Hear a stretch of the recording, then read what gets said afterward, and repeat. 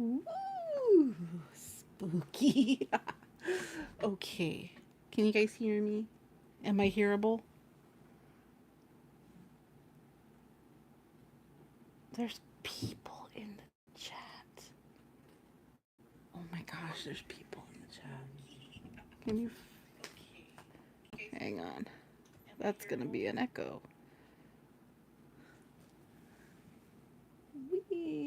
Okay, we can light the light if I don't get tangled up in stuff.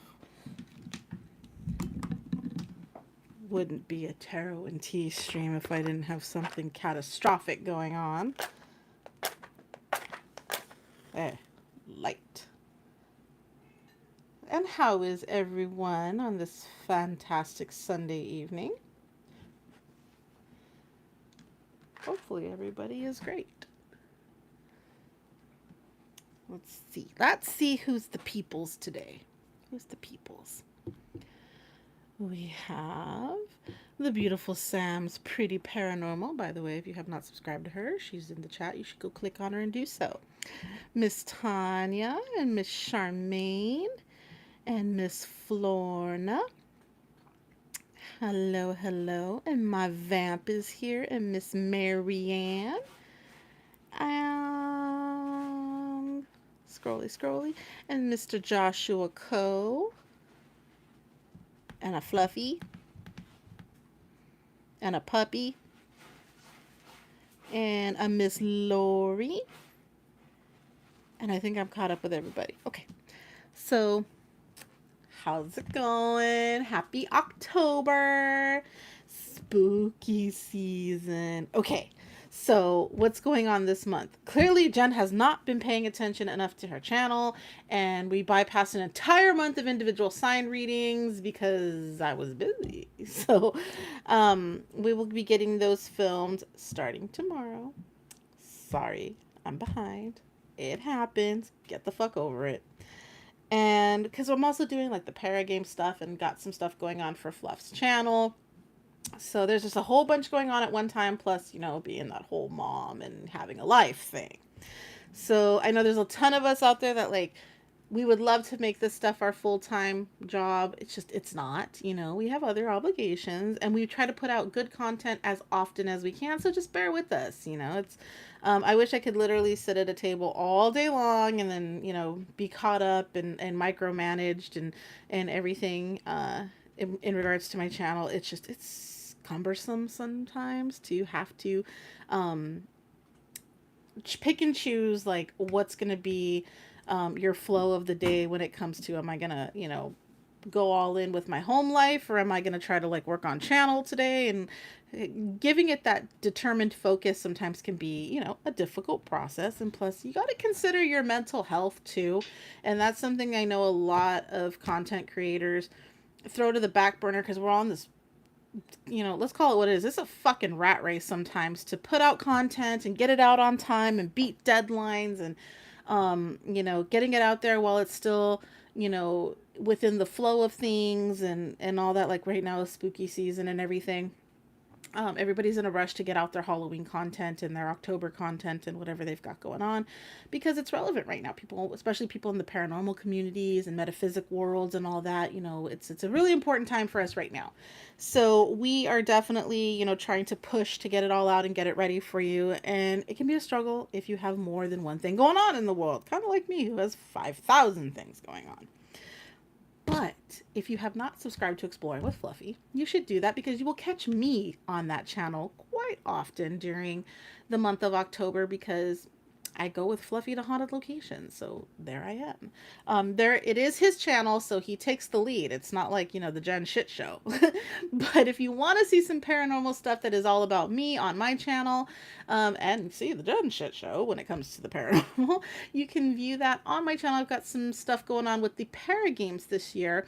I've decided to partake in that, and the part of the rules is you have to upload them on your own channel. So it's not that I'm changing my channel to a paranormal based channel. I had somebody mention that, like, oh, so now you're doing paranormal because it's trendy, and I was like, wouldn't you like to know? I've been doing the paranormal since I was a kid. Like, it is not a trend to me. I'm doing nothing different than what I've done my entire life. It's just I've chosen to get involved in, the para games for the sake of it was something fun to do for the month of October. And I wanted to support a good friend of ours and things like that. So, no, I'm not cross breeding my channel with the paranormal. I actually have a separate channel for that, wouldn't you know? It has nothing on it yet. So, because I can barely dedicate time to my channel and help Fluff with his, much less, start a whole new channel. But that will be coming. I had epiphany today for that channel, of something I wanted to start it with, and hopefully I'll be able to go and visit that grave and give the backstory on that person. It's somebody that I grew up, admiring that person, and they're not kind of well known unless you're into that stuff. So I really want to be able to go do that and have that be one of the first people that I use on my channel and stuff like that. Which, as some of you may know, I am a daytime mortician, or funeral director, as it is formally known. Mortician, we've kind of screeched that one to the side because the funeral industry has trying to, they've been trying to clear up the stigmas as much as possible. And the term mortician always denotes this like very pale, stoic, lurch from the Addams family type person that sleeps in, funeral homes, which many of us do live in funeral homes because funeral directors usually are on site, but not as much anymore. And that they are just pale and creepy, and, they live in dilapidated and all this other stuff. I mean, I wouldn't mind, but it can be a little bit of, like I said, a stigma to other people. So they've adopted the term funeral director, in the more recent light. And so in the, anywhere outside of the United States, we're known as undertakers. But in the United States, they look at that as like spooky as well. Plus we have the wrestling character persona, the Undertaker, and stuff like that. So it's, they try to keep the funeral director or funeral industry more lighthearted and things like that. Now, I mean, you could throw a rave at your funeral if you go to the right funeral home, because I worked for, I'll name it. I used to work for Dignity, the big conglomerate of the funeral industry, the bane of some people's existences. And they are very much about having the elaborate things when it comes to funerals. And so I've thrown really large scale, really elaborate funerals. And they, pride themselves on them because it makes money. Yeah, the funeral industry makes a lot of money. It's just because everybody has to have disposition. It is the law. You have to be, disposed of in some, fashion, is what disposition means. And so either burial, cremation, hydrocremation, whatever you're choosing, green burial, all those things, your body has to be placed to rest somehow. So everybody does. Every single body, unless you are under the age of 20 weeks gestation in most places, some places it's 16.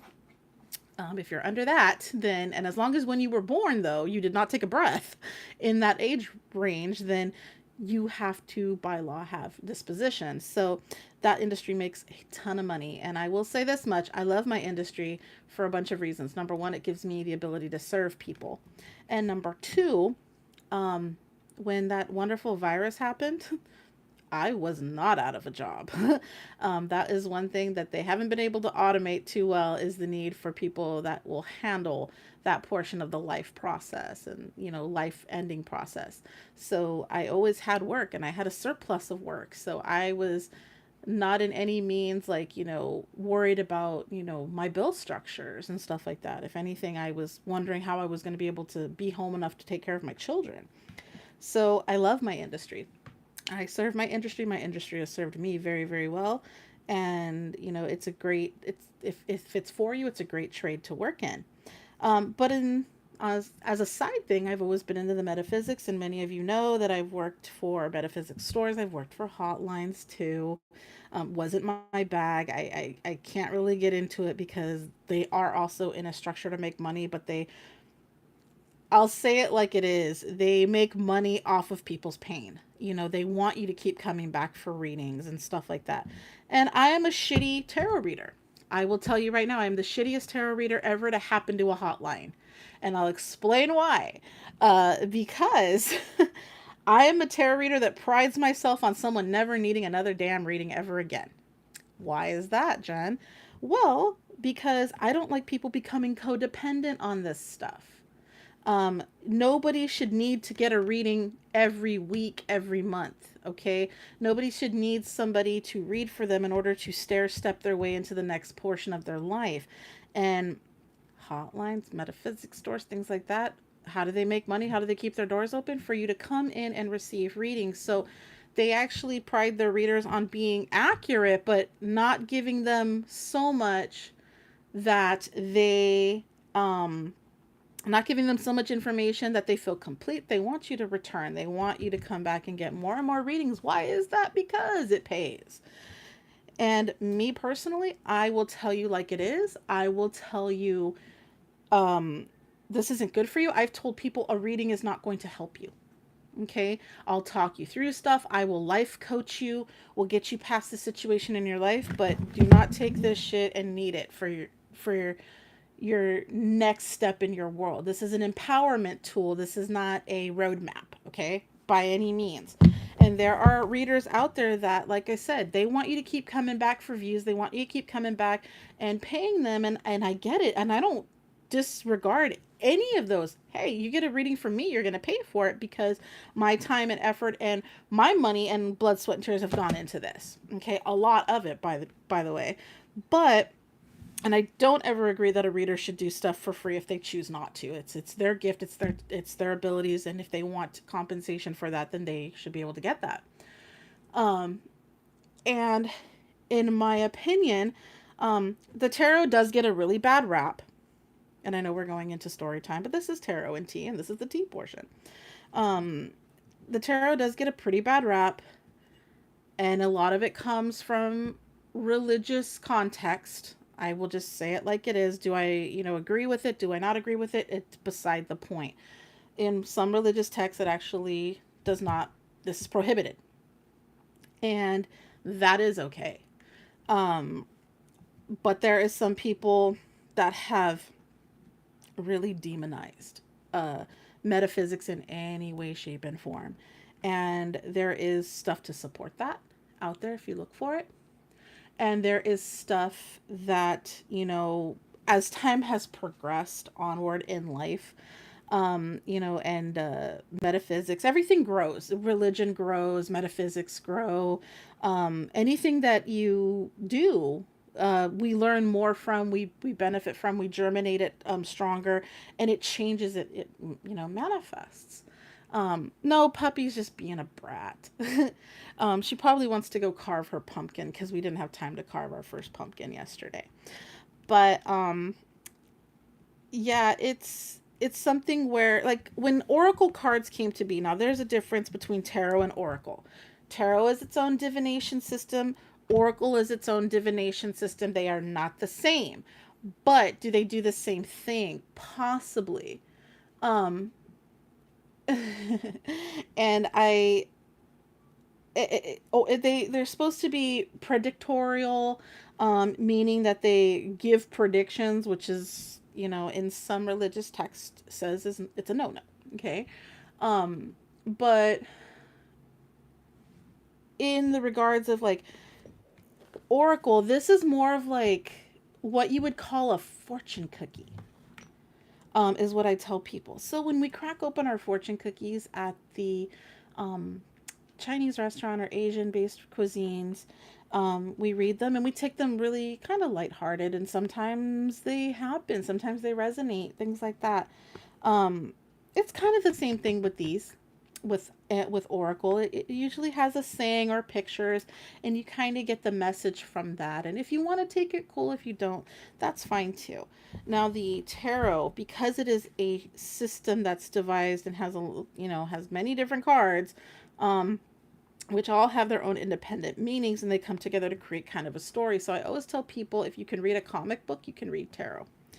And that's how I start all my classes. If you can read a comic book, you can read tarot cards, or Oracle. It's literally the same systematics. It's pictures placed in sequence to create, that have meaning. So, like in comic books, words or phrases, and you put them together to create a storyline. And that's basically what it is. Now, there is some intuition that goes into it. You can read these cards very intuitively, and you'll get stronger and different meanings. But you can just go based off of the written meanings by the little white books or the companion literature that comes with them. You can base it off of that. I tend to go half and half. That's my methodology. But the tarot does get a bad rap from its past, and because it was based in the fact that if you owned tarot, you either had it given to you or you stole it. Those were the two ways that you could really get tarot cards when they originated. And that's why they said you should never buy your own tarot deck. It's, bad luck, quote, quote. Okay. The reason where that comes from, a little lesson in history of tarot, the reason that comes to be is because there wasn't many. They were not mass produced. They were made. The old tarot decks were like museum quality. They were something that was passed onward. That's where the whole like your first deck has to be given to you. Some subscribe to that methodology, some do not. I personally was given my first deck, but I don't consider it like my rite of passage in that regard. I still own it. You guys have seen it. I've used it on the channel. The deck is 40 years old. Over 40 years old actually, and was passed on from my aunt to my mom to me. So it is in my collection. The only thing it doesn't have is its original box. It's in a different box now.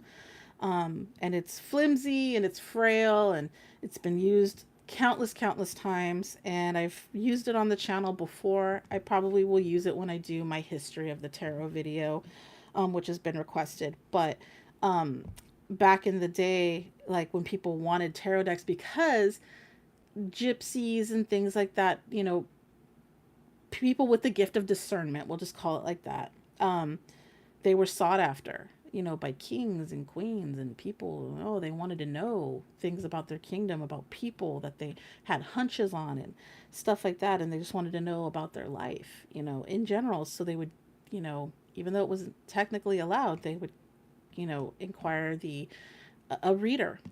And so other people wanting that ability to have the king's money and stuff like that and be needed would go and they would steal the decks from somebody.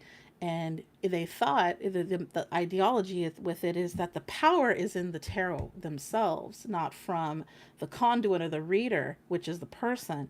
So they would steal the decks, meaning they stole the power of, the metaphysicist, and they would be able to read and tell fortunes and stuff like that, and be able to receive compensation, high compensation for simply doing that. So that's why the whole, you either stole them or you were given them. And it's literally in some history books saying that, in order to get your decks, you're supposed to steal them or you're supposed to be gifted them. You're not supposed to buy your own. But I have tarot decks that I've bought. Do they work any different than others? Not really, no. And I have some that have been gifted to me, but they're antiques and things like that. So, those are beautiful decks, and they've produced some really amazing readings. I also have decks that I will no longer read from that are on my destroy shelf. I have 5 decks that I need to destroy properly. Because I cannot get a positive reading out of them to save my soul.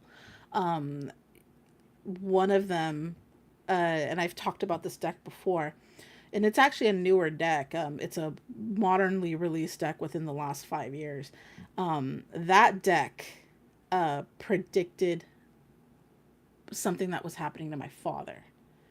And when I laid out the spread, I did not realize it was a typical 3 card, like what's going on today spread. And it was just horrible, 3 horrible cards, like the Tower card and the 9 of fucking swords, and pardon my language, and like I was just like, what the hell? I'm supposed to have a horrible freaking day today. And that was honestly the last time I ever pulled cards for myself. I won't do it anymore. But it was on a whim. I was showing someone how to do it, and I was like, here, let me show you. I never read for myself. I did it that day. It was horrible. Got the phone call that I need to come and say goodbye to my father because he was dying. And oh, it was not a good day. Did my dad die that day? No, he did not die that day. But it was the most insane thing I had ever had to occur. If you I could probably even, I took a picture of the reading. I used to be an instructor on a Facebook group, and that's where I did the reading at, and I was showing people and all this stuff, and I think I still have a picture of it. But it was just a time where I said that there's real power in tarot, just like there's real power in anything that you give power to. So that particular deck, anytime I read from it for anybody, it would predict the most horrible shit. And I finally just said, I cleansed it. I did everything that I could do for it. I slept with it next to me. After that, I said, I did one more reading. It still was occurring. I said, no more.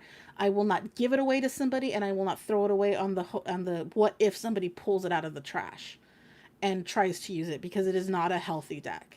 I need to just dispose of it the proper way, and it's in the process of becoming that. I rebought the same version of the deck, but it was borderless, like meaning it doesn't have like a white or black line around the edging. That deck works fine. So it must have just been this particular one, and I was the first time owner of that deck. Like I had unwrapped it and everything. For whatever reason, that deck just could not read positive. And I try to give both the good and the bad when it comes to the tarot. I try to give you the reality of what I see and what I read. I'm not Willy Wonka. I'm not going to give you a bunch of sugar coated shit, okay? Because that is not life. That is not reality. Reality is the good and the bad, and our, ways of going in between. So, all right, I've spilled it long enough. You guys have learned a little history on the tarot. You guys have learned a little bit about good old Jen. And this is just the fact of anything. The last thing I want to conclude the tea with is never, ever, ever will you hear me say, let me give you a reading. Because one of two things is, readings are not for everybody. I won't just come out and solicit it and say, would you, let me read for you. It's not going to happen. You'll never get an email from me. You'll never get a message from me on any of my social media saying, let me, remove a curse from your family line, or somebody has cursed you. No, it'll never, ever, it's never going to happen. The reason being is I believe that if you want of this, you want from this stuff here, the tarot, you want readings, you're going to come to me for it. We'll discuss whether or not a tarot reading is good for you. Okay. Or discuss what might help you in your particular situation. I do not do spell working or anything like that. You ain't ever going to get that shit from me. But I will help you through your life path, through that motion of what you're going through, or I will refer you to somebody that I know and trust to be able to do that. But this is never a mandatory service, and it never should have been, or you never should feel forced or obligated, and you should never ever feel that you cannot function without a reading. If you're in that frame of mind, get away from this stuff immediately. Stop watching even me. Stop, going to people that are encouraging this to be a function of your day. If you do so lightheartedly, like, you can, this should not be treated like breathing air by any means.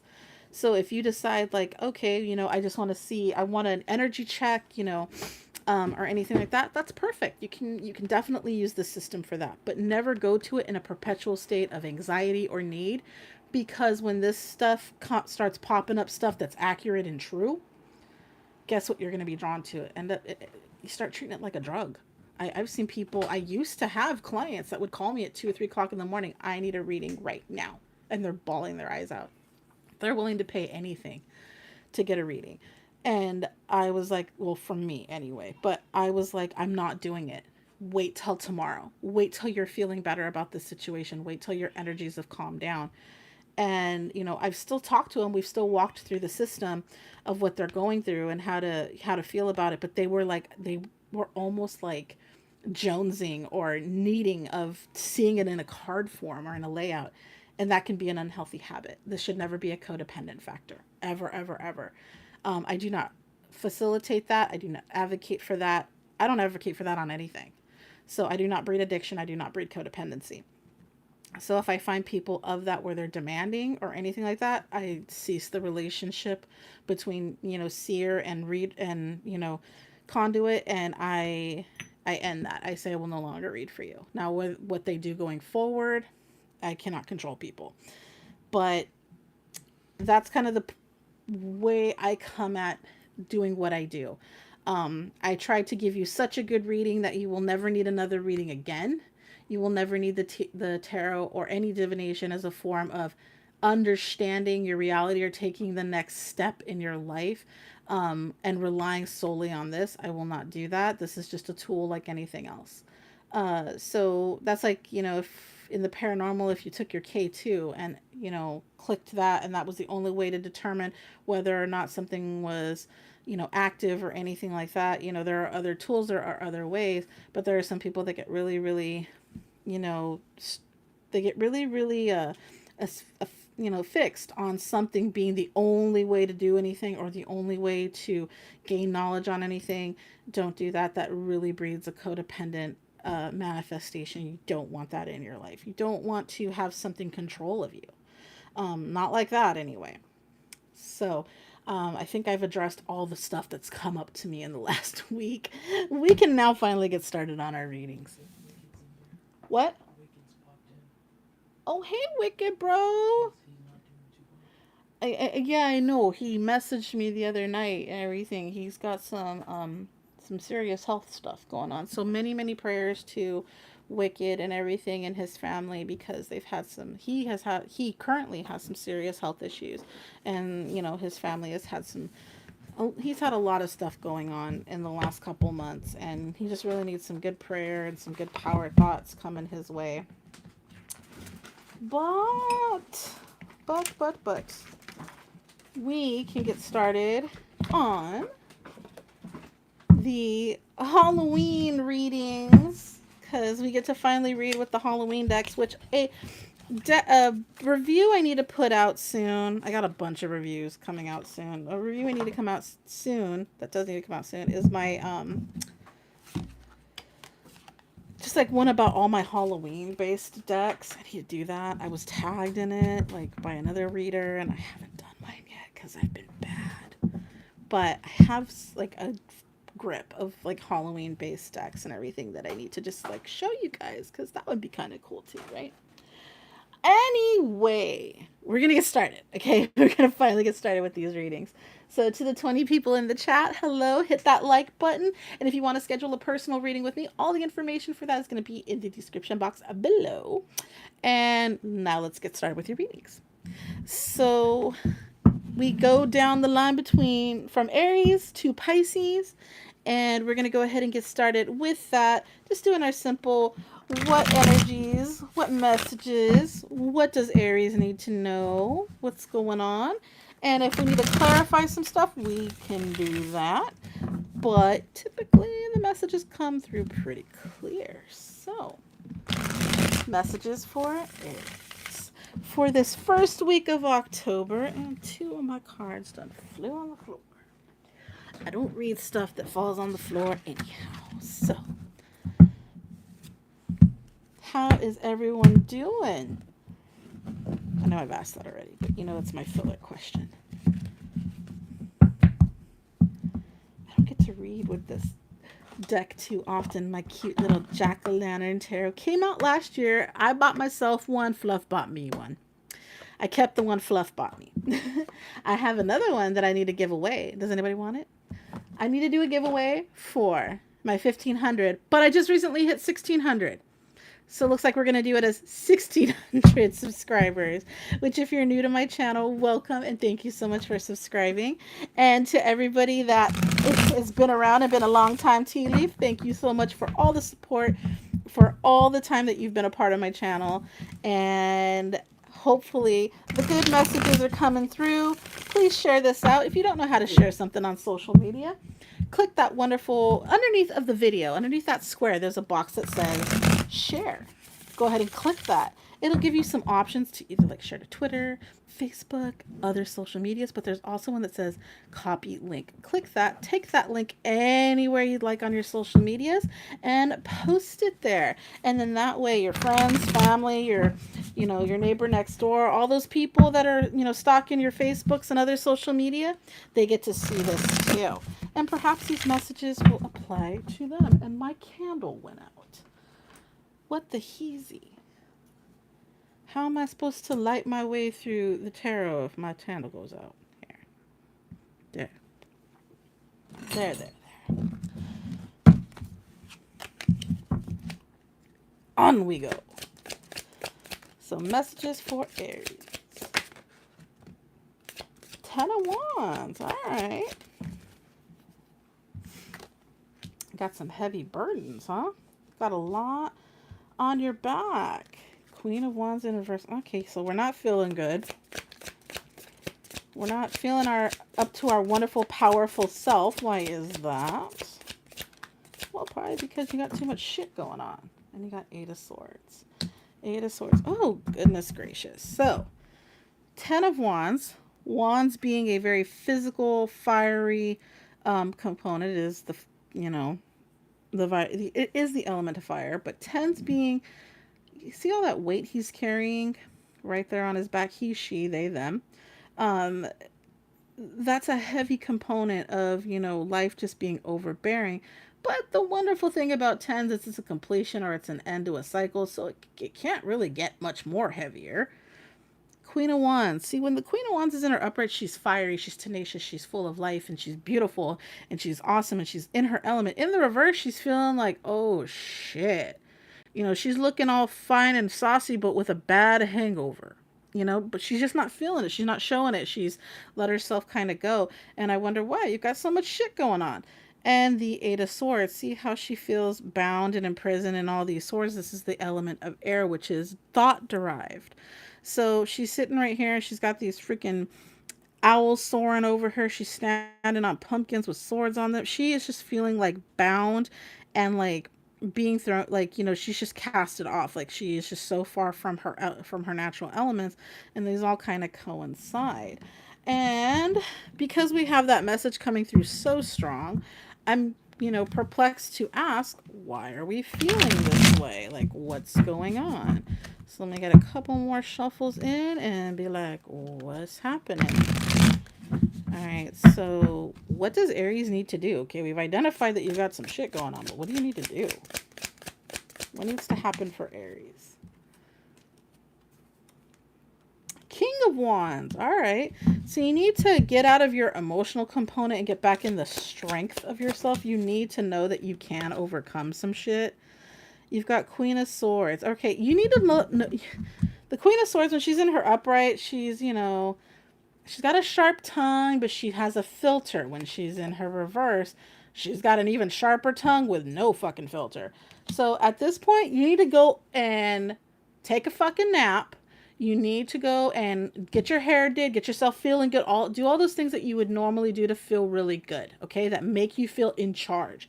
Remind yourself that you're the badass mofo and stop sitting here and letting all this other shit pile up on you. Whatever it is that's influencing you to feel like shit, stop letting it influence you to feel like shit. If you've got too many bills, understand bills will get paid, all right? Things are going to happen. You stressing about it is not paying the bill, all right? So do the work that needs to happen in order to get that bill paid. You see the methodology I'm following here? And right here, you need to tell people what's up. You need to tell people to get the fuck off your back. If you've got, family judging you, friends being assholes, whatever the case may be, tell them. Tell them. Tell them what's up. Tell them, hey, you're hurting me. You're violating boundaries. You're being an asshole. All right? Tell them. Sometimes people don't take the nicey nice too well. All right? And I'm not saying you have to, use vulgarities or profanities or anything like that, but it's telling you don't necessarily come about it with like cupcakes and sugar and all this shit. You need to come at them and say, hey, that's a no, and no is a complete sentence. And you do not have to explain yourself. If you don't want to do something, don't do it. And if other people want to judge you for not doing it or not doing it the way they assume you should do it, that's their problem, not yours. You do what feels good for you because you're the one that wears your shoes. You walk your mile and you go to bed in your own bed at night. They do not. All right. They do not feed you. They do not put stuff into your world. If people are going to sit on the sidelines and judge, well, how does your ass feel when all it is flat from sitting on that bench and judging other people? Go get up and do some squats and build some muscle of your own. If you were busy doing that, you wouldn't have time to be judging other people. Happy people don't judge people. All right? Happy people could give a shit less what somebody else is doing. All right? I learned that many times in my life.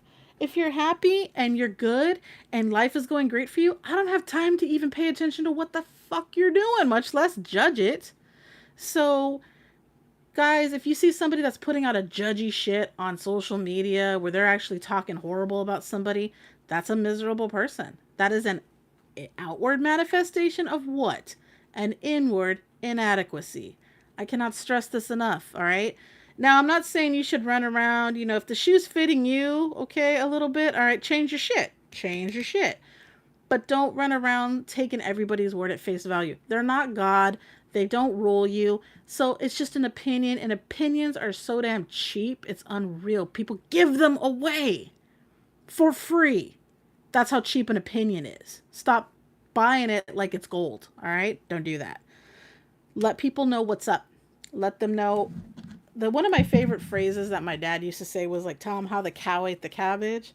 And I never even knew what that meant for the longest time. But he'd be like, go tell them how the cow ate the cabbage. And I was like, what does that mean? He's like, go tell them like it is. And I was like, okay. And so I need to look it up because I never did. I've heard it from other people, but I never did realize what that phrase meant.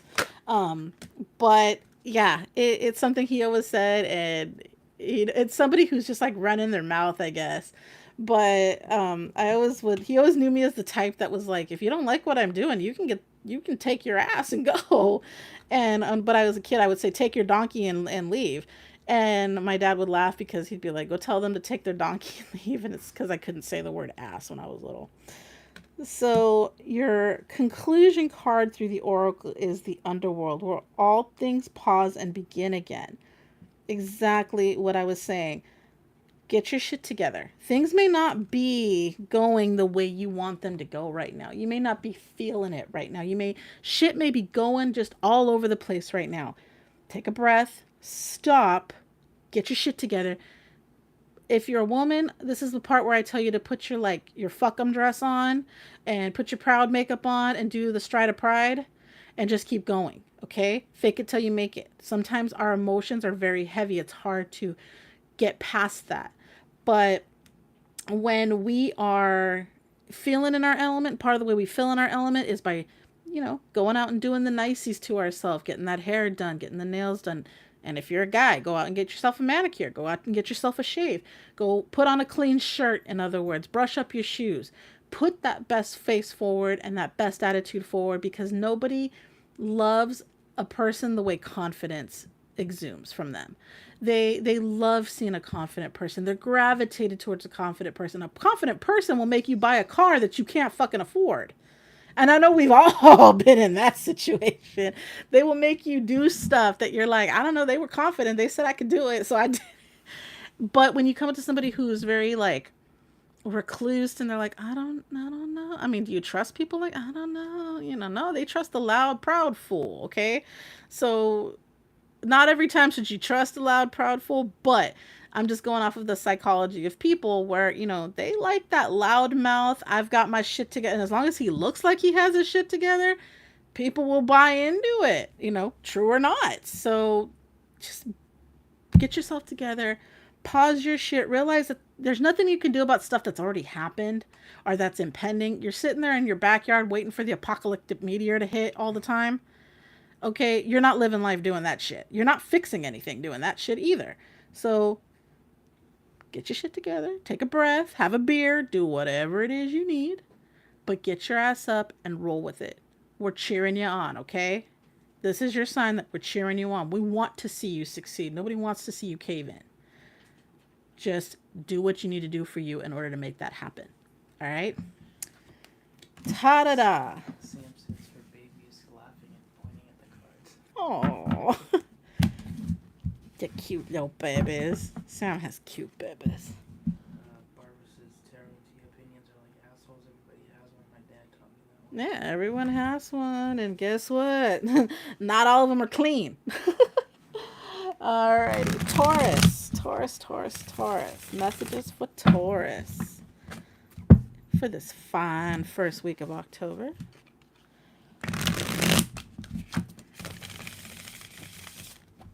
Haha, I caught those on my big old tummy before they fell on the floor this time. Okie dokie artichoke. So last night, a friend of mine from high school showed up at my door because, you know, everybody needs therapy from Jen for free every so often. That's what I told him. I was like, what would you do without me? And he was like actually telling me about a story at a cemetery that he went to because, you know, his father passed away and his dad was buried. And he used to go through some really hard shit where, you know, and his dad died young. He was like in his early 20s, like 21 when his dad died. And he would go through some shit and, you know, he would turn to alcohol, you know, and then he would go visit his dad at like 2:00 in the morning at the cemetery and hang out with his dad. You know, whatever works for you.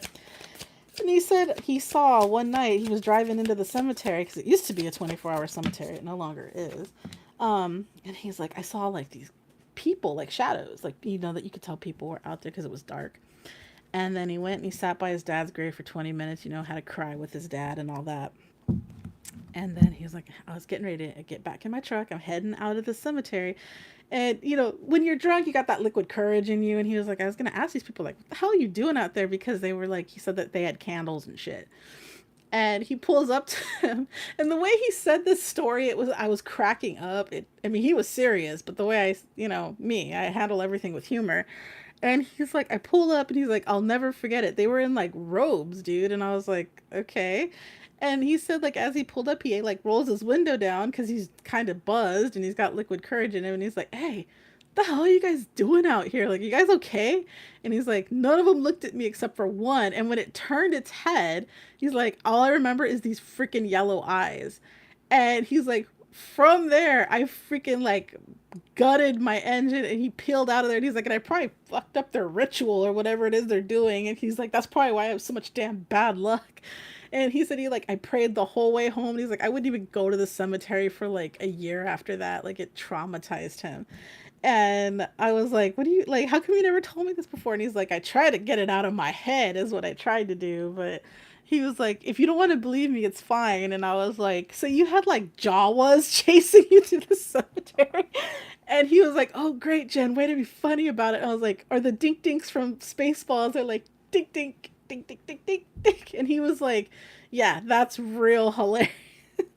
But so now he's like, he messaged me today and he was like, now I can't watch Star Wars because of you anymore. I was like, why? And he's like, because the Jawas are going to get me. But yeah, I thought that was a funny story.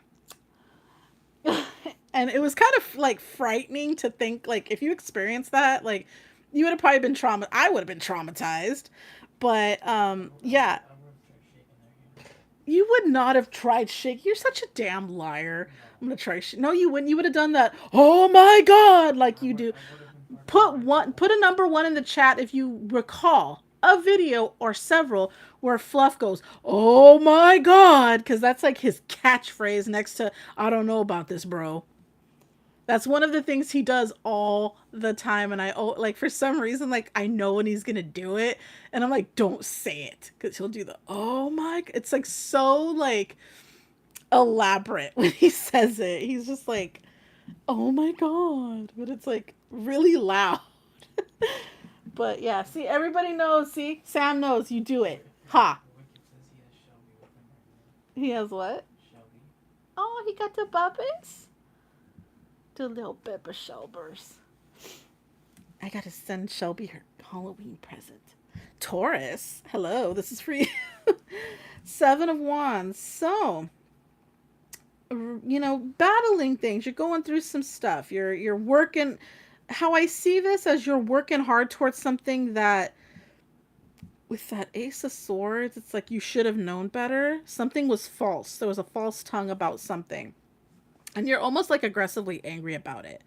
And you got this Empress card here in the reverse. So, two things. Did somebody lie about a pregnancy? If that shoe fits, Taurus, this might be you. Or did somebody lie to you about wanting children? Did somebody lie to you about their feelings towards you in that motherly sense? Did your mom lie to you? That's what I'm seeing, and you're battling this hardcore. You're trying to avoid this being the truth when it's here. It is, ta-da! It's right there. So if any of those shoes type fit, or you know, there is a female that has bared some false information to you. So let's figure out what's going on there. I almost want to go grab my Kipper deck sometimes because I really love that thing and it helps me out when I'm trying to determine people. So let's clarify this Ace of Swords real quick. Let's clarify the Ace of Swords. Somebody is not wanting to move forward with something. Okay, so something did not go into fruition. All right, so if I'm getting that strong pregnancy lie, like somebody may have lied about being pregnant, in order maybe to keep you. I don't know. But let's clarify this Empress card. 9 of Wands.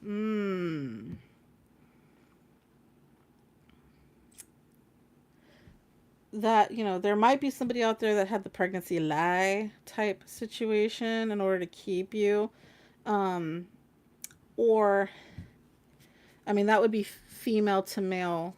But if it's a male person, this is somebody that lied to you about like they were like, okay, I'm fine with having kids, and they didn't want them. They ended up flipping this switch on you. They don't want to go forward with that. That's a specific Taurus out there.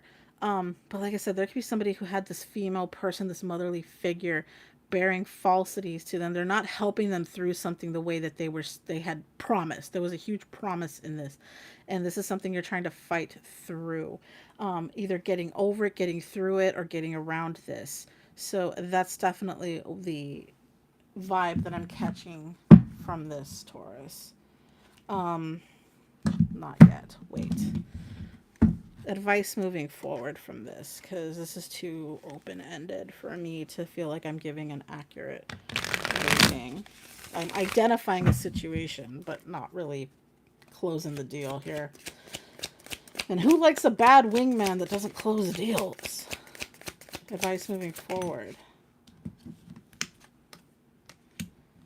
7 of Swords. Okay, you know what? Recoup the losses. Just get, you know what? Fuck them. This is basically what this 7 of Swords is telling me. It's like recoup your losses and get out of it.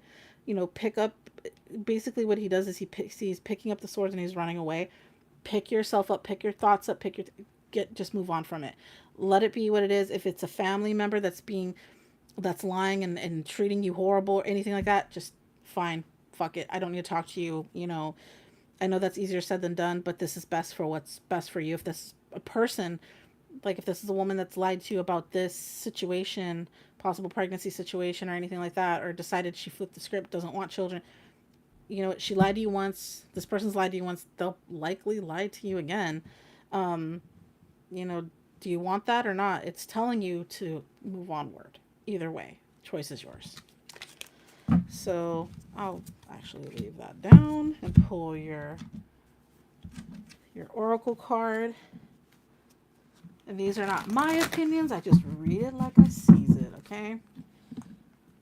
So let's get a final oracle card for you, Taurus, to kind of help give a final energy pull towards this reading. Alrighty.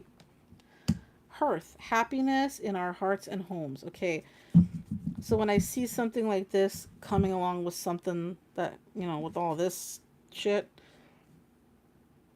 nobody should cost you peace within yourself. Nobody should make you question stuff. Nobody, you know, that you invite into your home, that you love, that you know, have a relationship with, whether it's family members or, a lover or anything like that, should make you sacrifice happiness and contentment. So you need to find that in you. And that's where that Seven of Swords is kind of coming from. You need to find that in you and create that for yourself and make it to where people actually have to earn that into your home in some regard. Like, I'm not saying somebody has to fill out a fucking application and triplicate and submit DNA. I mean, maybe if that's what makes you happy, but, here's my, my life story, drug test, all that, if that's what it makes you happy, I mean, go for it. But you see what I'm getting at? Like, have some boundaries, have some barriers that people need to kind of, jive with and be a part of, and respect. Respect is going to be huge in order to be allowed into that area of your happiness and home. Okay, don't just let people come and go, because it cheapens things for you, and it makes people feel like, they can just come and do what they want, and the respect and barriers reduce, and that's just not going to be good for you, Taurus. That's not good for anybody. All right. All right. So we're going to move along to our wonderful Geminis. Gemini, Gemini, Gemini.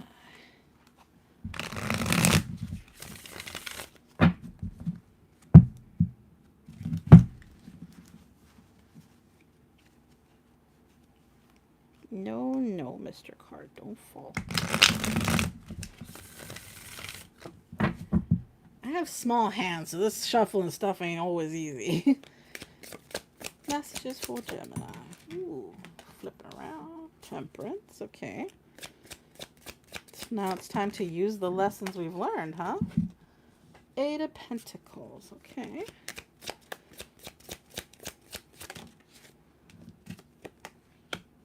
And the Seven of Cups. So something I just realized about this deck that I'm not a fan of, and I'm just realizing it now, is that in tarot decks, what makes me favor them is the non-directional backing. And what I mean by non-directional backing, both of these are actually directional, but I always read my oracle cards upright. I don't really read them in reverse, but do I have an example of non-directional backing? Not on my desk at the moment. Anywho, non-directional backing is when the patterns don't denote whether something's up or down. So like it'll kind of mirror, usually, like it'll be, if it was to use this image, it would be like split and mirrored, so you couldn't tell if the card was this way, upright, or in reverse. I like that for non-biased readings, especially when I'm doing just like a random pull or anything like that, because I do read reversals. So when cards have directional backing, I'm like, something's in reverse already when it falls like this, So I try not to have too much like mental bias going into a reading. So I don't like directional backing too much. It's not a deal breaker, but I just realized that was something that this deck had, was directional backing. So, Gemini. What's going on here, Gemini? Applying lessons that we've already learned. It's go time. There's no need to be more patient with the situation. Now we've kind of learned what we needed to have learned, and we need to go forward and put it into practice. Because right here you have the Eight of Pentacles. See, so he's really fixed on and paying attention to creating. Right here, physical, tangible energy with that earth energy and the pentacles. So he's really concentrating on his work.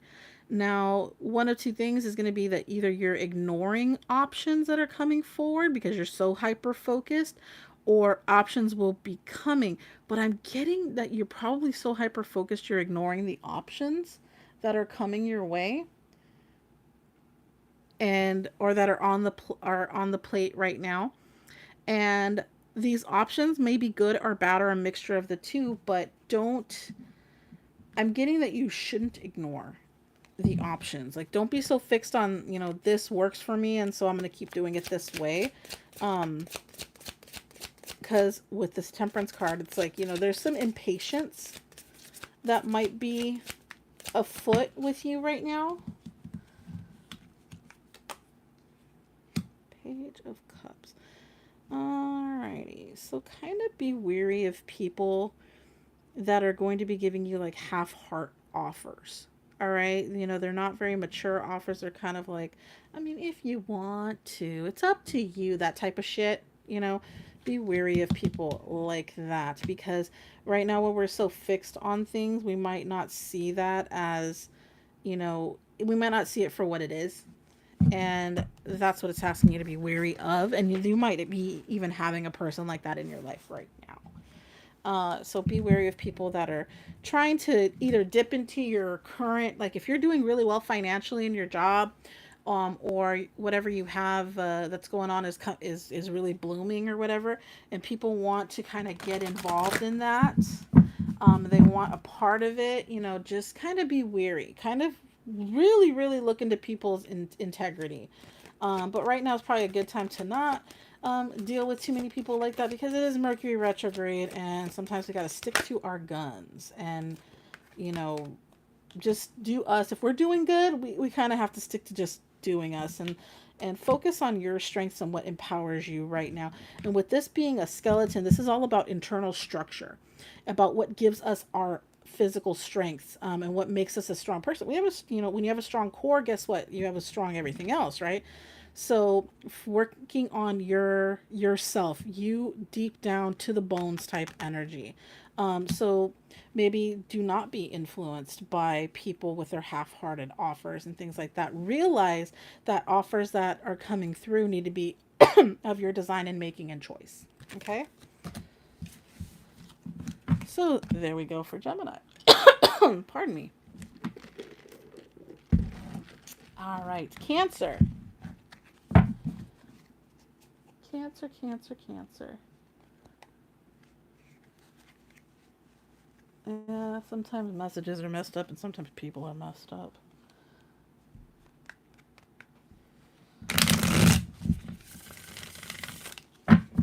Sorry, I'm not terribly interacting with the chat. My oh shit. Is this even showing? Babe, you need to not try to log into shit. Yeah, but it comes up on both of the other things and it will stall my live stream. The notification of is this you pops up.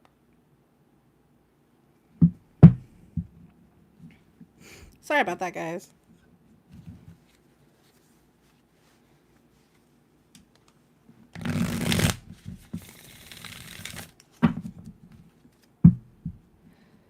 Now, Fluff was trying to log in to something on one of his devices, and it pops up on my phone to ask, is this you? Because he's like, we have all of our stuff logged in on each of the phones. And I'm like, don't do that. It's going to stall my stream. Because I'm not looking up at my other phone that's currently filming. And if I'm not paying attention to, if I'm paying attention to the reading, and I'm not looking at my other phones, I can't really tell when when the streams stall outward. So I have to remind him, like, don't do that. Because I can't always look over when I'm in the middle of something. Okay. Cancer. Got the death card, which, looks scary on appearance, but it just literally means changes. Some cycles either come in, you're in a point of rebirth. Stuff ending so new things can begin. 3 of Wands, so looking into the future or something. Looking towards that new beginning, and you're actually going so something's being offered. Like, this could literally mean that you're leaving a job to get to a new one. That's definitely the first message I saw. And with that 4 of Swords underneath, I'm kind of getting like, yeah, you felt like you grew tired of whatever was going on here. And the fact that it's Knight of Pentacles and Wands, it's like, I think you're like, okay, I'm so bored. I just want to go to the next thing that offers itself. And that's what I'm kind of seeing. But an offer is coming through really quickly. Is this an offer that you should take or you should look into? Because I know that you've got an offer and you're like, I think, I want to consider this. Especially since you're like, I feel like my position has run its course, or this situation has run its course. I don't see you actually going towards this one that offers itself right away with that Six of Swords in reverse. It's like you're not leaving something behind yet. You know you need to leave, but maybe not just yet. Like, I think it's time to consider things, but this might be a good time to consider, even if offers are coming, not all that glitters is gold, you know? And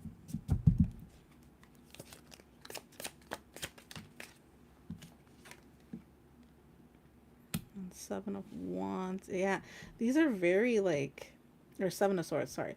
These are very like, you know, not just yet, in a slower process, because it is going 6-7, so it is increasing, but it's like, you know, it's not a good time to just like up and leave. Like, this could literally mean put your 2 weeks in instead of quitting right away. Okay, this could literally mean just make sure that this position is everything, or this offer is everything that it's telling you it's going to be. Because if you up and leave something because you're looking into future components and this isn't fitting the bill, you actually put yourself several steps behind, because now you got to go find something new, and you're in this interim type situation, and that may or may not be a good thing. But make sure that, you know, you're following your instincts, and that you're actually like asking questions and knowing that you're in charge of what you do and go forward with. Okay, like, you need to open that, be very precise, go to the mature people, go to the sourcing of things and get like the reality of stuff. You know, if that means going and asking, you know,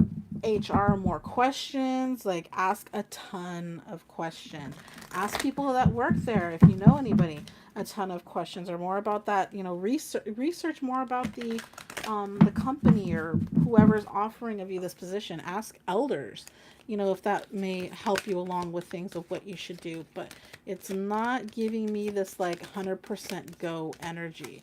It's just saying that this, you're going to be heavily pursued by this offer. This offer is coming, and it's coming in very strong.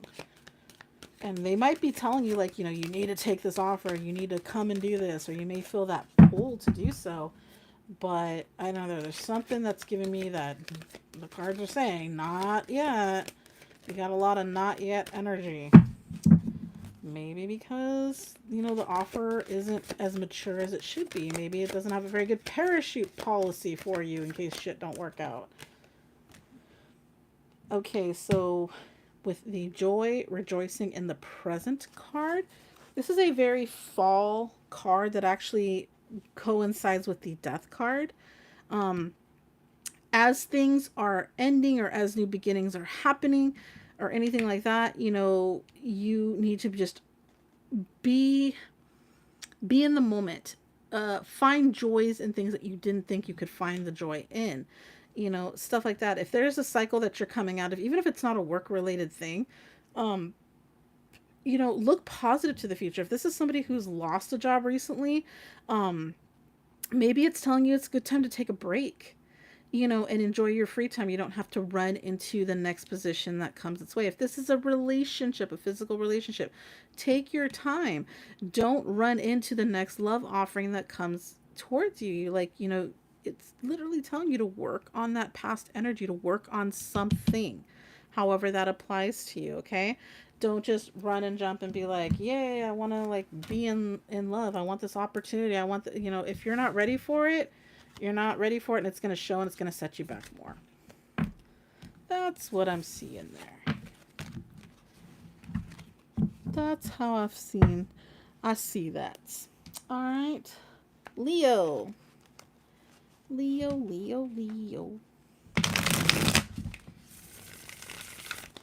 Let's get some Leo energy in there. Messages for Leo for this first week of October.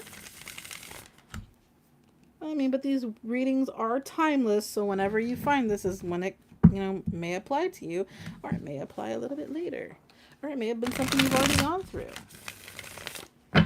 And if it's the case, if it's something you've already gone through, it's asking you to revisit those energies, you know, revisit the lessons you may have learned from that time period or situation. Sometimes we think, oh, I'm in the clear, and it's like, you haven't quite healed up or tied up all those loose ends. And you need to for the next phase of your life. Alrighty. We're on Leo, right?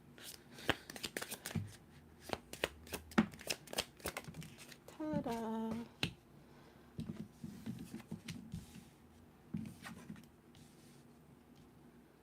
Okie dokie. Queen of Wands. So feeling good in your energy right now. With that Queen of Wands, you know, she's that sure-footed, beautiful, tenacious energy of like I'm empowered, I'm, you know, everything like just exudes that fiery sun energy.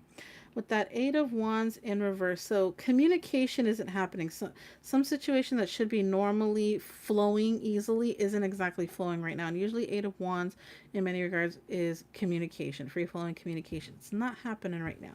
So when I see communication next to the Wheel of Fortune, the Wheel of Fortune being a completed cycle and bringing in fortitude and all that. So, right now, there is a barrier between the way you feel manifesting into the reality of your world. So, are we giving the wrong impression to something? And I think that's what's happening here. The impression of it is maybe instead of being this like this is me and I'm in my element and I'm feeling amazing and I know what I want, what I need, and it may be translating to it may be translating the energy may be translating of more of a you know that energy of she's all that and she thinks she's better than people, that type of shit. You know what I'm getting at? Um, like it's just it's not translating in the natural way you're emitting it from yourself, because you might be very well feeling empowered and feeling good about yourself, and somebody's like, oh, this is very conceited, very narcissistic, very fake, and it's not translating into bringing forth this fruition of good deeds, or that you come from a good place. That's the way. And it's not that it's and I'm not saying this because that's not what is actually occurring. This is very genuine energy. It's just the understanding of you. So this is perception based. So there might be people out there that are misreading you intensely right now. So what do you need to do from here? Five of Swords. So Five of Swords is giving me that whole like, don't worry about it type energy right now. Like just continue doing what you're doing. You might be running for a prestigious role like city council or something like that. If you're up for something promotion wise or whatever, and people are just kind of misreading you right now, don't worry about it. Let the misreading happen, because the truth is going to flow regardless. Like people are going to know. Oh, two came out. So you have the Star card and you have the Six of Pentacles. So you might be wanting something that is not in balance or in alignment with you right now. So that's what I will say is, it's just not in the alignment for you at this time. It's coming, but it's not in good timing for you right now. Some things need to work themselves out, and that's probably why you also have that cross communication as well. Kind of interesting. I don't think I've had a message like that come through in a long time.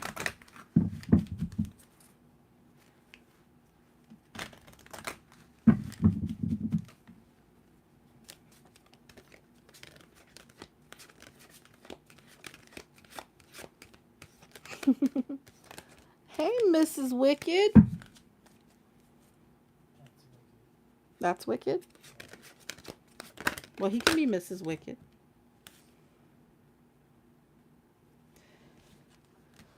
Eternal love. Love is love is love and transcends physical death. Okay, so when you do things out of passion,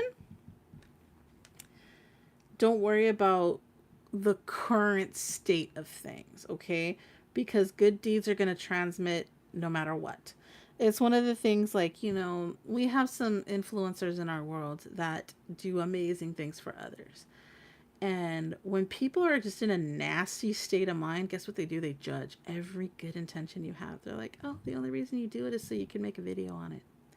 Blah, blah, blah. And it's like, no, because I didn't get as much out of the video as I did spending to make that person's life and day better. Like, this people don't understand. And they're like, oh, you're doing it for clout, or whatever the case may be. No, not everybody does things for clout. All right.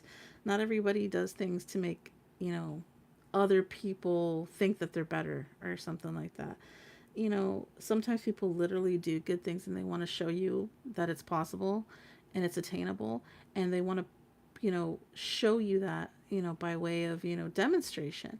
And yet they get judged for that. You know, sometimes you just have to continue doing it. You have to just trudge through because there's more good than bad that's going to come out of it. We've destroyed some really, people have destroyed some really good people in the process of that. They destroyed some really good intentions. And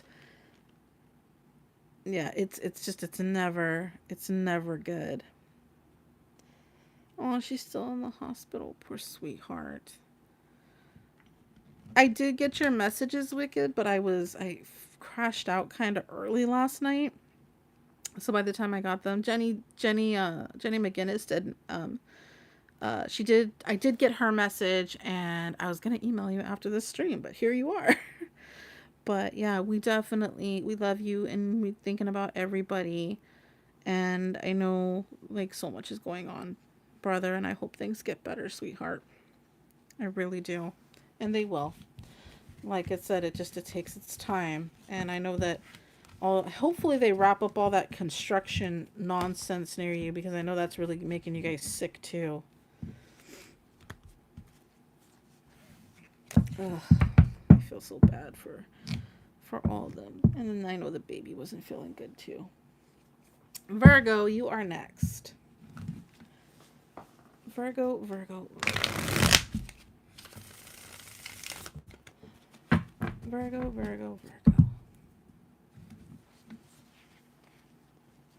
Yes, everyone's in my thoughts and prayers, especially everybody that's going through the path of Ian or came through the path of Ian and endured all the damage and stuff like that.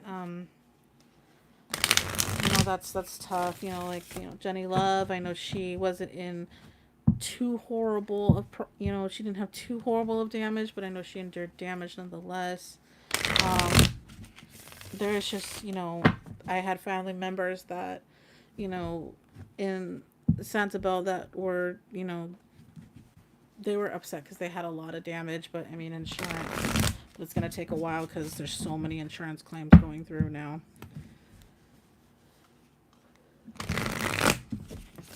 It's been quite a year for so many. I think that's what keeps me going is like, I've gone through a lot this year, and I'm just like, you know what, if other people can go through what they're going through, I can definitely go through what I'm going through.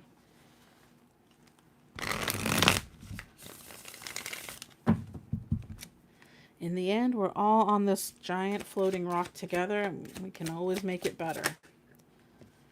All right, Three of Pentacles. And as I say, we can all make it better. The Three of Pentacles pops up. Ain't that something? Page of Pentacles and the Knight of Pentacles. Okay, you be dealing with some earth energy in here, Virgo, which is your energy. So, Three of Pentacles, working together to make something happen, to make a project happen. This could be working together in a relationship, but this is all physical energy. It's all tangible energy. This isn't like mind. This isn't like, fiery energy. This is all just like physical things. This could be money or anything like that, but it's physical, tangible stuff. Page of Pentacles. So something's not coming into fruition. Maybe you're not gaining enough money right now from your working job. And with that Knight of Pentacles, it's like nothing, you're wanting more of something that's not coming through, okay? Or needing more of something that's not coming through. Like, to me, this speaks like you have more debt than you have more currency, all right? And yet, you're employed, or you have something that's in the workings, but it's not paying through on things. It's not meeting things. So what do we do from here for Virgo?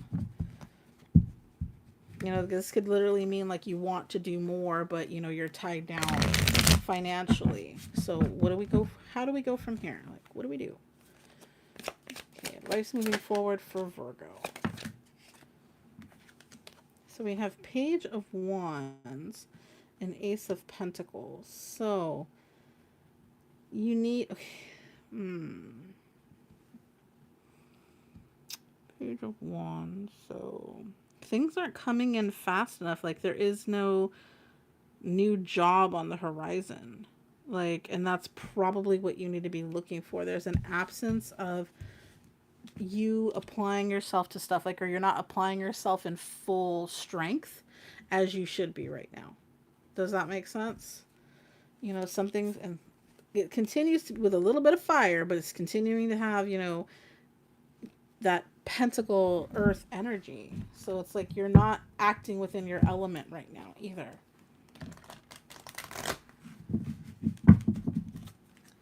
You know, and if you're not keeping up at work, this could literally mean that they're considering you for like not being there anymore. Like, or maybe you're getting reduced hours.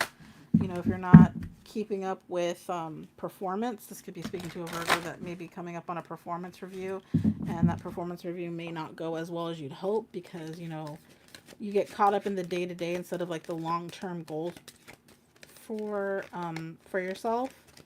So that may be a wake-up call to you that, you know, you need to start putting in a little bit or a lot more effort at work. But this could also be like, you know, is this job even really benefiting you in the long term? Was it supposed to be a stair-step thing? Forgiveness, reducing burden. So just that's kind of what I'm getting from this is just, you know, what you've got going on work-wise is not working for you. And this could also mean, you know, in the literal sense of like you're not willing to work on somebody who's wronged you. And maybe that apology has come forward. Maybe that person has presented themselves and you keep turning that apology away. And if it's coming up in your reading, then maybe you need to reassess like that situation, because if it was meaningless, it wouldn't be coming up in your reading. And that's definitely what I'm seeing here. Forgiveness is not always for the other person. Forgiveness is 99.9% of the time for you. So if you're carrying hard feelings, Virgo, against someone that you feel had wronged you, and then they were an important part of your life at one time with that Three of Pentacles right there, and you can't move forward and live a happy, harmonious life if you're carrying around rocks and disbelief and hate and blah, blah, blah of the past. You know, so actually go do the work to get over it. And if that person wants to offer you forgiveness, say, you know, all right, cool. That does not mean you have to have them back in your life, but it just means you're closing that chapter of pain and, you know, germinating negativity. It will no longer be able to do that. So just go ahead and close that section off. But I'm really getting a strong indication of a work situation for specific Virgos. Something you're doing right now is not working for you, okay? And the reason new stuff isn't coming your way is because what you're doing right now isn't working for you. All right? You're emulating that, and it keeps manifesting like lack of opportunity. All right?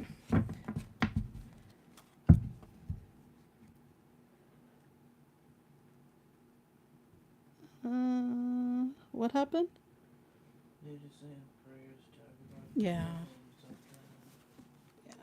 Yeah, I'm on my Carolina people, like our good old South Caps. I know a lot of places, like, they'll lose cell signal or they'll have limited signal on stuff. So if we're not hearing back from them, that's a big thing, you know, a big probability. So just, you know, be patient. And if they were in any type of situation where they had some damage, you know, their minds are elsewhere. I know there, especially when it came to Jenny Love, I had a bunch of people messaging me asking, like, have I heard from her? And I said, look, you know what? I know Jenny's okay. Like, trust me, in my heart of heart, I was like, she's okay. She's just going through stuff, like, in her own situation. And it turned out she just didn't have any cell signal. Like, nobody did. And so I was like, you know, just give her some time, give her some patience. She will come back around. And she did within 24 hours. So, okay, Libra. One more for Libra. So just be patient with anybody that's dealing with that stuff. I know we always want to know that they're okay. And that's the hard part. But we got to give them that time to deal with their own stuff a little bit, too.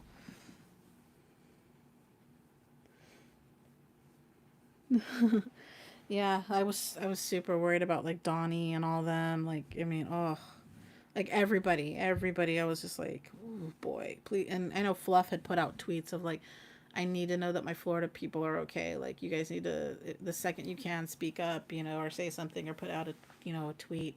And there was just so many people that we have so many people on that coastline that were hit that it was like, okay, has anybody heard from this one? Okay, cool. They finally started coming around and stuff like that. So that was good. Righty. I don't know why I picked that up, but Libra. Nine of Pentacles in reverse. So we're not we're not feeling good about the stuff we're producing in this world.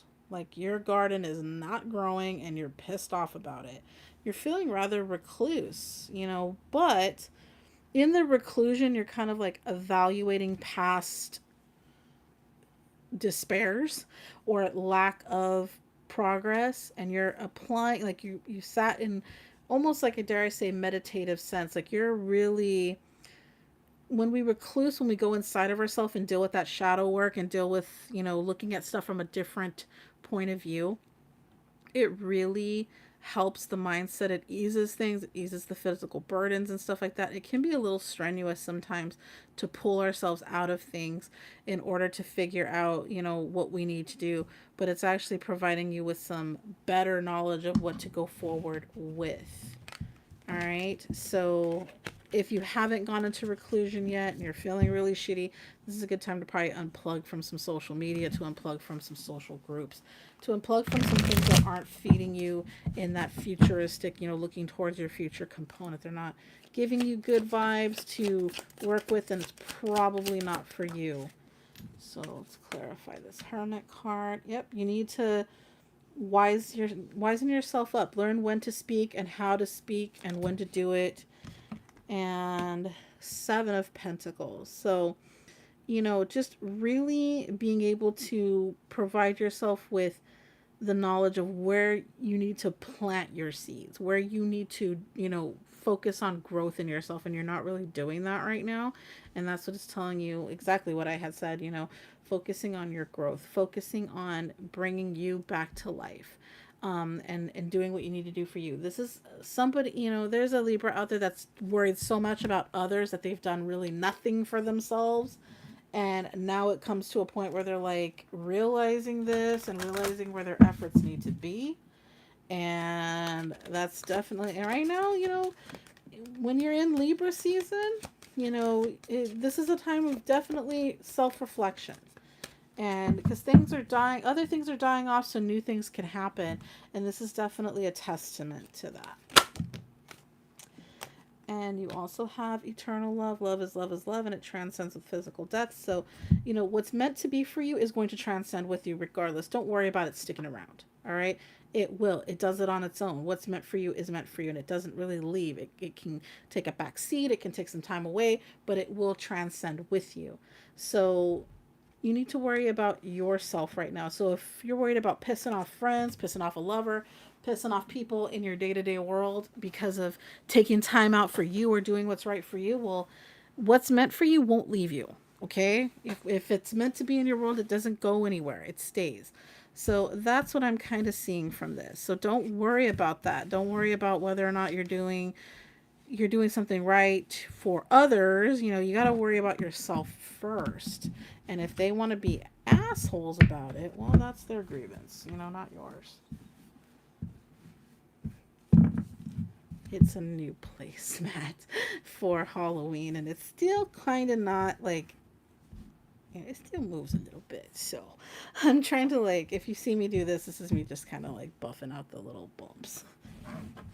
Alrighty. Scorpio. Scorpio, Scorpio, Scorpio. Messages for Scorpio.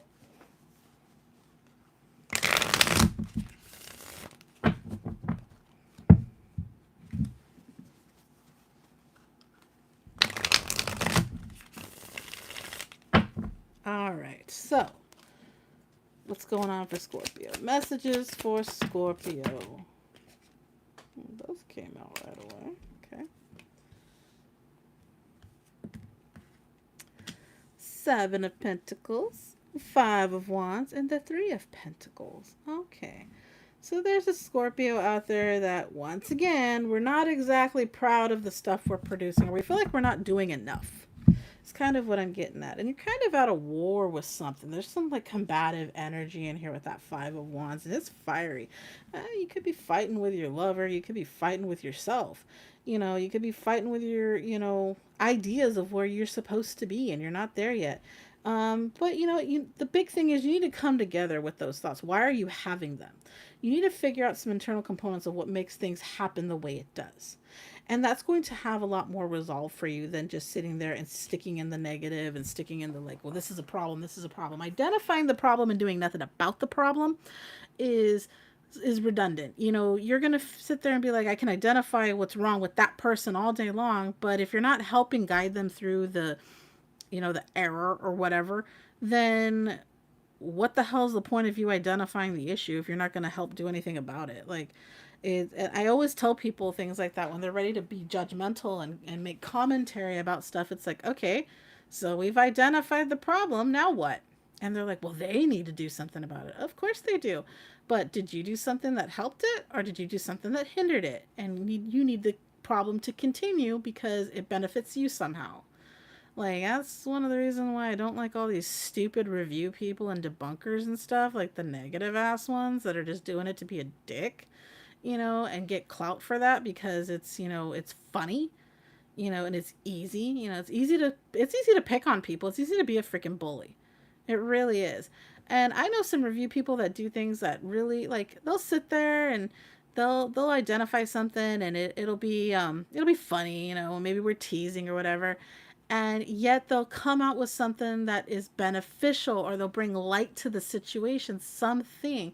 And those ones I don't have a problem with. I do have a problem with the ones that are just like constantly, identifying the negative and being like, you're wrong and you're horrible and you're, and yeah, it gets so draining watching those people. Like, it's just like, who the hell wants to smell nasty stank energy? Like, there's some people that thrive on it. Like, they literally get their jollies off to watching these people. And I'm like, really? You would totally let a nasty, person come and like lay in your bed, wouldn't you? Because that's what you're doing with that shit.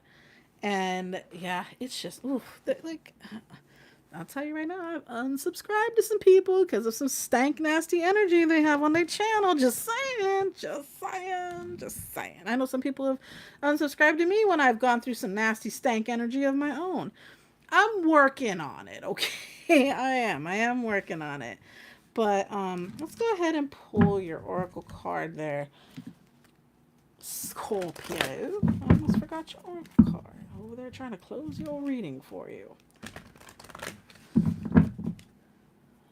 But yeah, if you hang out with stank, you're going to start to stink. But the thing is, when you're around shit so long, you forget that it smells bad. Yeah. Vampire, emotional intelligence, and night song, hidden talents. So you need to be stronger than the bullshit that surrounds you with that emotional intelligence, because this could literally mean that people are using things, putting shit into your head behind the scenes. Like, let me explain this to you, Scorpio. Scorpios are pretty intuitive. But let me explain something to you, Scorpio, that I've learned about Scorpios because I was married to a damn Scorpio.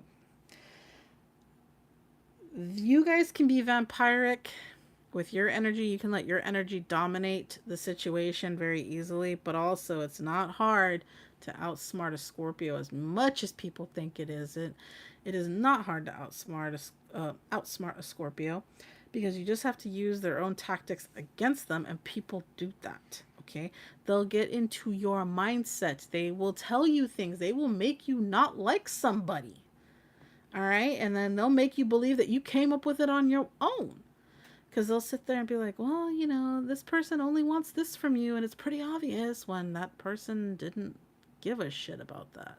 Like, it's not hard to mind pollute a Scorpio. And right now what I'm getting at, Scorpio, is somebody is mind polluting you. And hidden talents, they are telling you that, oh, if you do it like this and avoid these other people, you'll be, a star. It'll be better for you, or anything like that. I'm seeing a lot of that. That energy compiled with this energy, and you're not liking the way it feels, Scorpio. Okay, so stop listening to dumbasses. All right. So that's what I'm getting at. Like, don't play in don't play in cesspools and expect that you're going to come out glistening and shiny. Okay. You're going to come out glistening and shiny because you're covered in fucking shit, is what's going to happen. And then you have to somehow find your way out of that shit. All right. There's a Scorpio. The vibe I'm getting just from even being in proximity to these cards is there's a Scorpio out there that I want to shake to death, because if this is them, then it's like you're listening to the wrong shit. You're being influenced badly, and for whatever reason, you're weak enough right now to do it. Yucky, yucky. No, no, no. No, no, no, no, no. Sorry, Scorpio. That wasn't the happy, delightful reading, but, Sagittarius. Saggies. Our wonderful Sagittarian gang. What's going on for Saggies?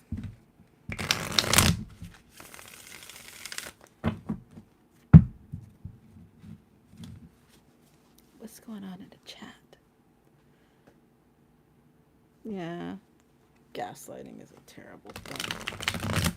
And I had to explain to some people just the other day, actually last night, what gaslighting was. Because they didn't think that their lover was capable of gaslighting. And I'm like, most gaslighting happens from your freaking partners. Six of Wands. Not feeling included. Not feeling good enough.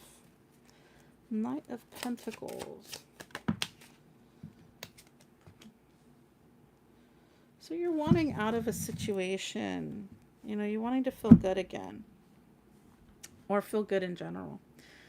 And right now you're like hoping that the worst part's over, or things are going to get better. And the truth is, yes, things always do get better, but you got to put an effort towards it. Okay. Like, if I just keep doing this, I'm gonna obtain that goal. And right now you're just feeling like I'm not included in anything. I'm not good enough for anything. No eyes are on me. I'm hidden behind the scenes. That type of energy is what I'm feeling from this particular Sagittarius right now. And so you've kind of just like, essentially, you're allowing yourself to sit in that energy for some reason. You're not trying to include yourself either. So new things aren't happening. You haven't if you have something that you need to close off, you need to close it off before new things can happen, before these new opportunities can present themselves. Okay. And that's definitely what I'm getting with that Hierophant. There's a higher authority in this situation, a karmic situation, if you will, where it's like, no, you're not.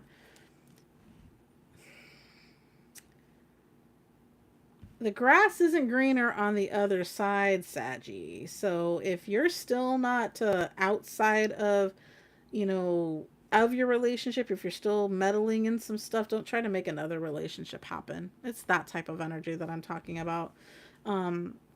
Like I said, grass isn't greener. Just because, don't abandon shit. Don't abandon your commitments. Is what it's saying. Just to pursue new, awesome, shiny shit. You have to continue to close off old chapters. You have to make sure that you leave the room clean. Don't. You've got crime scenes going on behind you, dude. Like, that's just kind of what I'm seeing here. And that's why good things aren't coming forward. That's why, you're not, things won't last. They end up fading away quickly. If you do have some new energy coming in and some new incredible stuff, it goes away relatively quickly. And why is that? Because we haven't done the shadow work. We haven't closed off, we haven't closed open doors that we've left open, and stuff like that. That's where that energy is coming from there. So if that's you, that's why.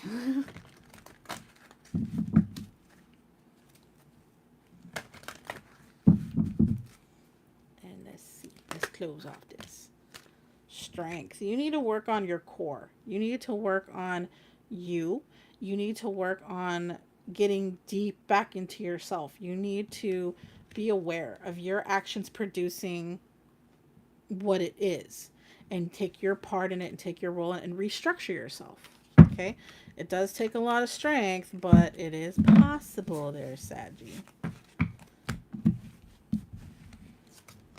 Alrighty.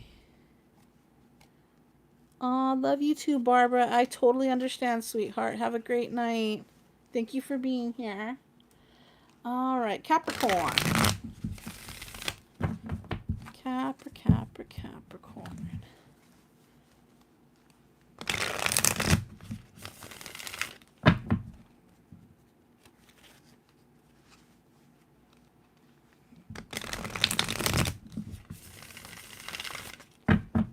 All right, messages for Capricorn.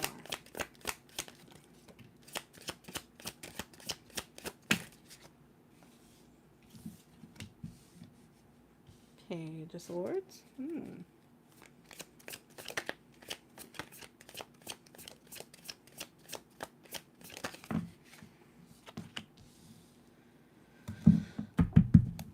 Okie dokie. Page of Swords. So pages are usually very immature energy, and so things happening in your mind, like what I'm getting right now is there's some stuff that you want to happen in you're planning it out in your head, and that it stops right there. It doesn't usually come forward too easily, and it's because you literally feel like there is a burden to having to do too many things at once.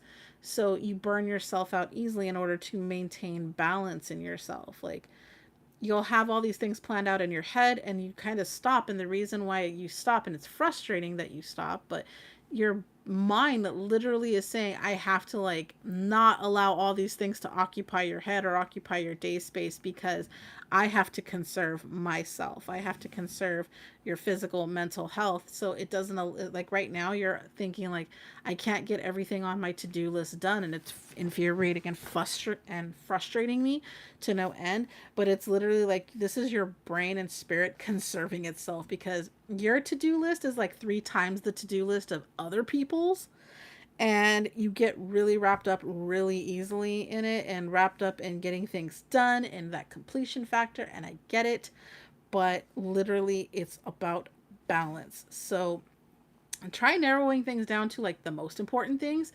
Give yourself the top 3 most important things that have to be done that day, and let those be the things that you want to accomplish. And that's it. Anything else is like, if I can fit it in, and really, really narrow it down. Maybe you only do one important thing a day, and as long as you accomplish that, you need to consider your day accomplished. And if you can get other stuff done, great. But your list is what's intimidating you. Like, the ideal is what is intimidating you, and that's what's making everything stop. So what I suggest is finding just one thing, and because as a Cappy, you're all about making stuff happen, and tackling. And if it's one thing, you see it as like, oh, that's nothing, I can do one thing. Okay, cool. So you've gotten into the mindset of, I've accomplished that one thing, and you'll have the energy and the mental wherewithal to continue maybe just one more. And then if that's the case, you begin knocking things off that overall list. And that's what I'm seeing is you've kind of burnt yourself out, and you need to repair yourself from the burnout. Instead of trying to continue to do more, you need to say, okay, hold on for a little bit. I need to baby myself. And that's definitely what I'm seeing here. So one thing at a time. And if you can only do one thing a day, then that's all you can do that day. And sometimes after a large burnout, sometimes just taking care of your basic needs, like feeding yourself and showering, sometimes that's the most you'll be able to accomplish that day. And that needs to be okay as well. Ancestors, the love and legacy of our DNA. So that's just understanding who you are and why you are, and loving yourself for that, and not trying to make yourself more than what you are. Okay? So you need to love yourself, and you need to be loving to yourself. All right? because right now your ancestors speak through you and by you. And if you're harming yourself with all the superficial and superfluous things in your life, you're not letting the natural state of you come through because you're bogged down with all this other crap. So, like I said, allow you to be you. Don't overwhelm yourself. Don't overload yourself right now, okay? That's probably a specific Capricorn, but I think everybody can learn from that as well. Alrighty. Moving along to Aquarius. Don't fret too much, ladies and gentlemen. We've only got 2 more signs of the zodiac to do. And I thank you all for sticking with me for over an hour and a half at this point. I know I had a long tea spill today, but it was a little bit informative, right? Right. Okay, cool.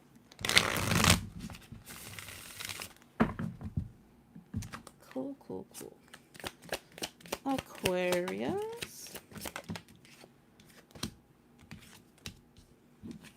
Look at all those kings and a queen. Look at all them court cards. Who are all these people? Queen of Wands. So not feeling too good about ourselves because you've got 2 gentlemen on your mind. So what's going on? People are, somebody who rules money and somebody who rules, action. So we're not feeling so great because there's a few people that are, ruling our money and ruling our action that are making us feel less of ourselves. Are you involved in between these 2 gentlemen? Is this a father's son or husband's son? Or, is there a situation right here of like, I'm feeling inadequate? Let's see. Oops.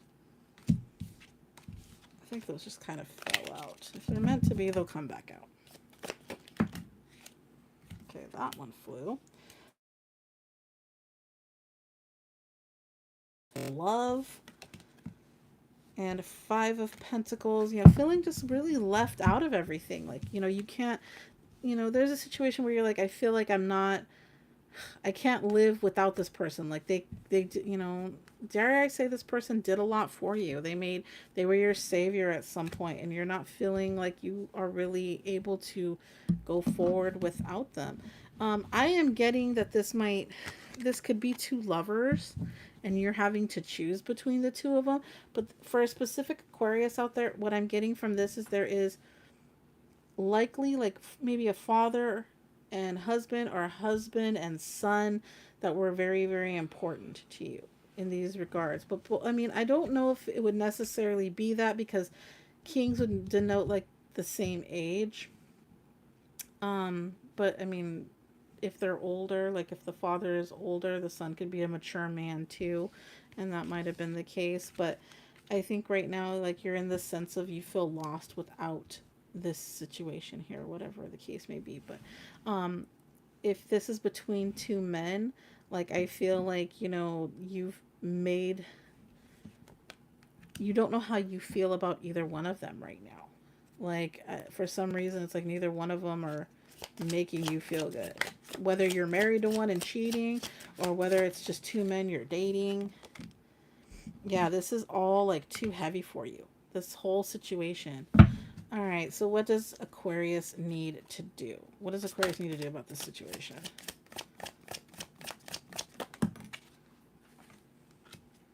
You just need to end it. You need to let this cycle just end. Get away from both of it, I guess. That's what I'm seeing. Like, yeah, you need to just put your foot down and be like, look, no, this is bullshit. I don't need this shit. I don't need to feel like this, and just go and leave it behind, because that will flip you to being back to the Queen of Wands and feeling good about yourself. So if, people are making you choose, if there's just too much, if you have too many men in your world, there's too many masculine energy, then just end that. Get away from it. Rely on you. All right? Because this situation may not be working so well for you. It doesn't look like it is. You don't need another person, okay? Especially not 2 dominating people.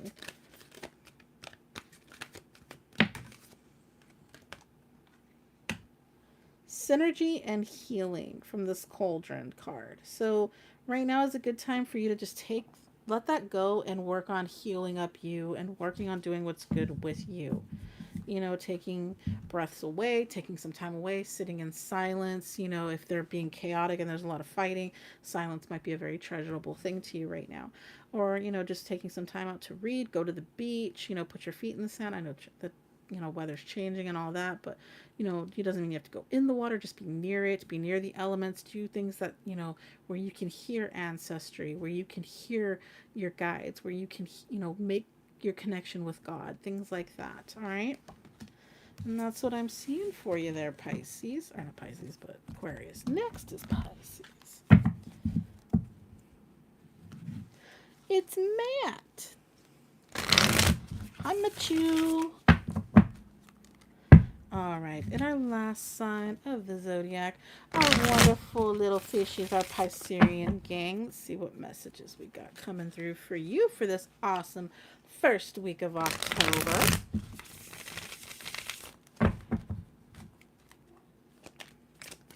Pisces, Pisces, Pisces. Ooh. A bunch of cards flew out for Pisces. So we're going to take this and put that there. And go like this and go like this. So cycles. Okay. So you have a karmic cycle going on right now. Something's in the workings. It's not completed itself just yet. But you know what? You're going through it and coming out of it. You're going to feel, you're going to feel this pull towards completion. Okay.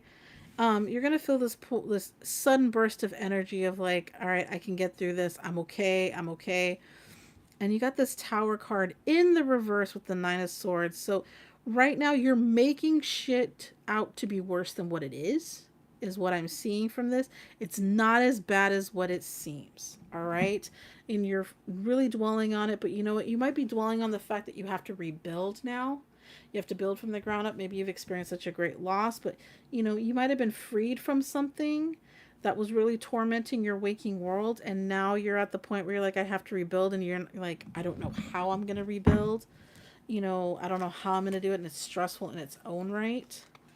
But, you just start. You just lay a brick down at a time. You just do. Some people say, how do I survive this? But, or how do I get through this? And sometimes you literally just say, you just do. So at a point where you're like, I want to just, cave into myself, it's telling you, no, now is the time for you to get up and put things into action. All right. Stop dwelling inside of your head and start actually acting out in the physical sense of things. Like I said, putting that one brick down, each time and just kind of going until you've created a path for yourself. You will get out of this. You will overcome whatever's kind of bogging you down, whatever, situation tried to break you. Okay. That came out as a chunk. So.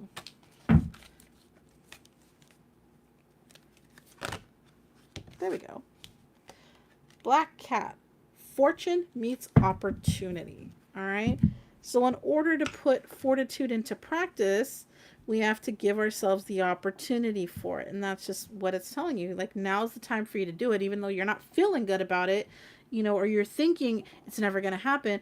It doesn't happen without effort. Nothing happens without effort. So really go and put, things into action so we can get that cycles closed, so we can, go forward with a more positive light and not be so bogged down with past and residual energies. All right, Pisces. So that's what I got for you. And that's what I got for all 12 signs of the zodiac this week.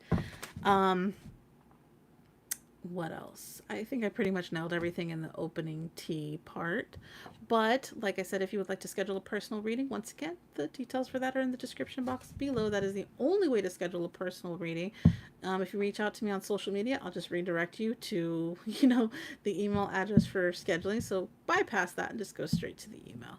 And I want to thank every single one of my moderators who keep my chats happy popping and keep the negative Nancy's out. And I love you guys so much. And I thank everybody for gracing my stream with your presence today and your positive and beautiful energy. Many prayers go out to all those that are needing them right now, our brothers and sisters that are going through silent battles and very physical battles as well. I love you all, and I send you guys tons of love and light, because we do need to be able to share that, and make people's days a little bit easier, a little bit brighter. And happy October, you guys. I cannot believe it's already October, and we've got 2 months left, of this month after, of this year after this month, and that is insane, right? We're at that cusp of, the end of the year and the end of this cycle, and things are always limitless, and there's possibilities are endless. Go out and do the things that make you happy. Don't worry about, perceptions of people or anything like that. Live your life, because at the end of the day, it's your life that's going to end with you and not with them. So if you're living your life for other people, you don't get to take much to the grave with you, right? So just go out and do things that make you happy. Go out and do things that make you expel, positivity, and, feel like you're, farting rainbows and shit like that. Like, just go out and do that, because life is never determined. We don't know how many times we're going to see the full moon. We don't know how many times we're going to experience great joy, and we don't know how many times you don't even know how many times you're going to eat an ice cream cone, and yet it all seems so limitless. So don't think of life as this inexhaustible well, all right? Because we will meet our time. We will conclude our time here. So spread kindness, spread love, spread joy, and go out and do that for yourself as well. All right. So until next time, guys, I will see you sometime between now and forever. And I love you all, and stay blessed, and take care of each other and yourselves. All right. All right. Good night, guys.